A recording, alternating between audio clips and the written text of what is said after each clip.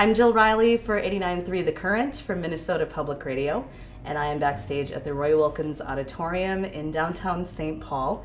And I'm with Josh Homme of Queens of the Stone Age as they are playing a show tonight at the Roy Wilkins Auditorium. Hi. Welcome to Minnesota. Hi. Welcome back to Minnesota. Yeah, it's been a while. I think it's been a while. How does it feel to be back? It feels good. I'm a little under the weather, so Oh, really? we can't hug it out at the end or you Man. risk everything. Do you have like a sinus thing? Do you have an allergy thing going on? It's just like a casual flu thing. It's sort of casual, man. like this couch. It's very casual. Yeah, of course. Maybe you caught it from the couch. I'm not quite sure. You know, I think this couch should be turned into like a leisure suit or a jumpsuit. I'm sure we could strip the material off of the cushions. Jump into that. You know? Well, it's nice to see you back in Minnesota. Do you have any sort of what comes to mind when you think of being in Minnesota? The band Like Hell. Yeah? Yeah, they've been friends of mine for years, and I just, my brain just goes boom. I mean, and of course I think of Prince. I think one of our guys, or one of my friends, that he always has a new Prince story. He's really into Prince. Okay. One time he was in the bathroom and Prince came in and I guess they peed next to each other. I don't know. It seems everybody from Minnesota has a Prince story. I don't tell it as well as he did. That story was terrible. Oh, no, but I kind he of, peed next to Prince, I think. you know, if there was a height difference, then it's kind of funny. Yeah. But are you a Replacements fan? Yeah, you know, honestly, I don't know the music that well. I know Tommy more than I know the music. You know, he's a really good guy. Yeah. And, It's nice though. People always say Replacements, Prince, or Soul Asylum when they come to Minnesota. Not many people drop the Like Hell though. That's yeah, really nice. yeah. I mean, we toured with them over a decade ago, and have just sort of, you know, it's funny. You sort of associate. You have people in each town when you tour. And it's like you see your Minnesota people, or last night was our Chicago people, and it's nice. It's an interesting way to keep up with people over the years. You know, you've known someone for 12 years or something, and you know they're your Minnesota or your Chicago. You know. Chicago. I don't learn their names. I just call them my Minnesota people. Hi, Minnesota. Hi, Minnesota. No. You just suspect that they'll be there. Yeah. Well, let's talk about the record because it's been out for a while now. I know it's been up for like almost a year. A year, yeah. And we're just coming here now. Yeah, what's up with that? Really slow. Moving. Okay. Yeah. Well, there's this kind of been. It's weird. It's been a year already, so it's kind of been a really slow whirlwind. You know. Okay. It seems like the year just flashed by, but yet we haven't been here, or there's a lot of places we're going to Milwaukee and stuff too, where it's, you know, somehow it's just taken a while to get everywhere. Mm-hmm. You know? Yeah. Well, who's all playing on the tour? I know that Dave Grohl played on the record, but he's not touring with you. Who's drumming? Well, Jon for you? Theodore played on the record. He played on the song Like Clockwork too. We have, Okay. There's 3 different drummers on the record, and so Jon Theodore is playing drums. And remind me who he is. Jon Theodore played in Mars Volta, and he played in a band that very short-lived called One Day as a Lion. Okay. And he's from Baltimore, and he's kind of just always been the drummer's drummer. He's incredible to watch. Sometimes we're playing and I'm just kind of drooling and looking longingly at him play drums. So I kind of look at Queens of the Stone Age as being a revolving door of collaborations, or a revolving door of musicians that come in and play on records or tour with you. Yeah. I'm just looking at the list. It's a little bit long. It's Trent Reznor, which you've worked with. Yeah. Dave Grohl, which you've worked with a number of times. Alex Turner of Arctic Monkeys. Yeah. Elton John. Yeah. Okay. Yeah. Who made that call? He made that call. I had no idea he was such a big. You know, sometimes you play a lot of music, and I go through these periods where I don't listen to any music. Mm-hmm. But Elton John is this music, like a voracious music listener, and you know, he tours over 200 days a year, and I really didn't understand that. You know, he's such a fixture on American radio, and just grow up listening to all these songs, but he's really into music, and just started talking with Elton John about doing stuff, which is really weird, and wonderful. So. Did you send him a song to kind of play around with, or did you actually get in the studio together? No, and I'm not sure. What was interesting is I think that he does a lot of collaborations as well, and I think it seemed like there was almost a pattern in his recent collaborations where it's, he shows up and there's a song already recorded, and if it's a rock band, it's a ballad, but we don't really do that. I don't make demos, so it's about playing together and sort of fumbling around together to find something cool, and so I think that kind of brought us together, and we got along by sort of. He's got a really good sense of humor, and so I think just messing with each other and sort of making these little discoveries together, walking with each other, you know what I mean? Musically walking next to each other. It was fun, and it kind of started a little thing. Every once in a while I get a call. I get a call in Berlin. It's like, I just want to say I love your record. I'm like, hi, I'm in Berlin. So how'd you find me? Yeah, right. Well, I turn around and he's there, and he's just.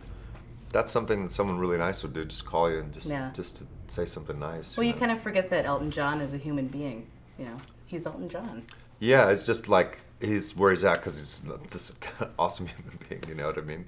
And I think you do forget that sometimes. Well, let's talk more about the record, Like Clockwork. One of the songs, I think the first song that we started playing on the station was The Vampire of Time and Memory. Really? Oh, that's weird. Gorgeous song. Thanks. We usually don't. We ignore the suggestions of singles sometimes. I don't. We just like to play what we like to play. I have all these ideas, and there's some of them, all of them are so simple, and I just wish there was a radio station that just played whatever it thought was good and relied on the DJs to do it, not the program director, to play like Kingmaker, and because if you played whatever you wanted and you just thought it was good, people would listen to your taste, and it would work, So that's really cool that you just get to play whatever you want. We're lucky that we have this station in Minneapolis. So the thing that really struck me about this song is I played it a bunch on the radio, and I thought it was really. It's dark. I think it's really beautiful, but I think you listen to it and it's sort of a place that everybody's been in. Yeah. And then I read that you had a surgery and you were sick for a while and you were recovering from this surgery. And then I listened back to the song, and it's like I kind of was able to sense what place you were in. Is there any truth to that? Yeah, I think I've always, subject matter of what you write about changes when you're in your 20s and so on, and now I'm 40, and I think before, if something felt really personal, I think maybe I just got nervous about that, and it's some way of protecting yourself, knowing that you're going to share something too, but I think now more than ever I just don't want to block it at all, and so you just try to find, and maybe that's a little harder in some ways, just poetically or something, but by the same token, it's much more like getting it out, and so I just don't feel like blocking anything, and so when things happen, especially when they're big things, it sort of helps to make it better. So I think that song was like, and it was good for that, But by the same token, sometimes you're like, oh God, and so it's just tricky to find a place where you feel comfortable. I think the more vulnerable you get, the more comfortable you end up getting. Okay.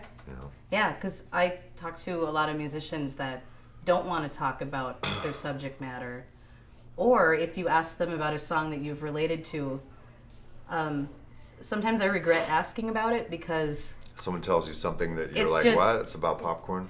Or those are just words that we put together, and Oh yeah, you don't want to just, hear that. they're just lyrics that went with the music, with the hook, and Yeah, it kind of it leaves me as a fan feeling disappointed. It's a little or something. cheap. Yeah. Cheapens it well, I don't know about everybody else. I just know that this has always been a device to feel better and to do something, or to even to tell a secret without it being discovered in a way. It's like it's like this universal key for unlocking stuff that's important for you. And I I feel like I don't have to specifically talk about something in this setting because that's what the song is for, and it's but they're all real, and none of them are just words put together so you can like make hits and shit like that. That's not what this is. That's not why I'm in St. Paul, Minneapolis. Well, today. thank you Yeah. for that. Thank you for that. I do want to ask you if anything is in the plans for them Crooked Vultures. Well, I think them Crooked Vultures is like just an idea that that I would do at any second, and there's 3 people that those schedules all have to just click perfectly like they did the first time. Okay. And I also think what was so cool about that is that it didn't have to care about anything except itself, kind of. It didn't have to. No one knew it was coming. So. You didn't have to plan for it. Yeah, it was Right. going to be a surprise no matter what.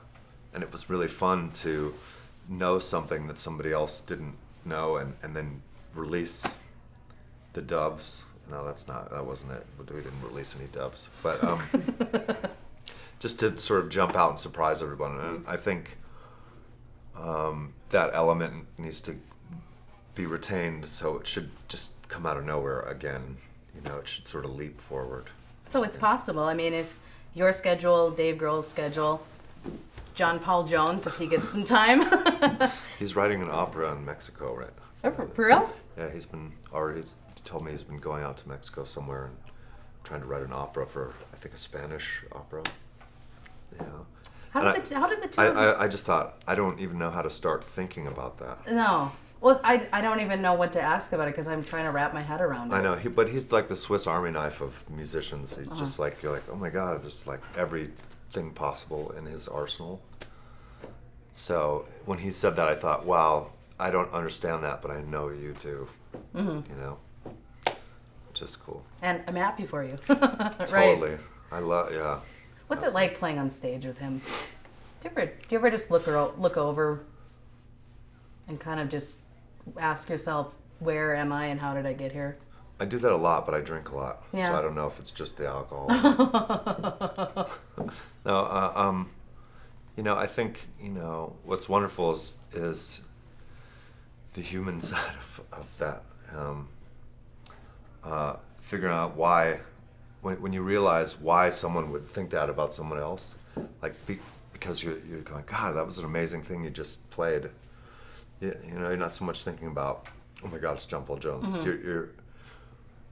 But you're sort of immersed in the reason somebody else gets to that spot would say that about someone. Right. You're sort of experiencing the talent that leads people to say, oh my God, it's this person.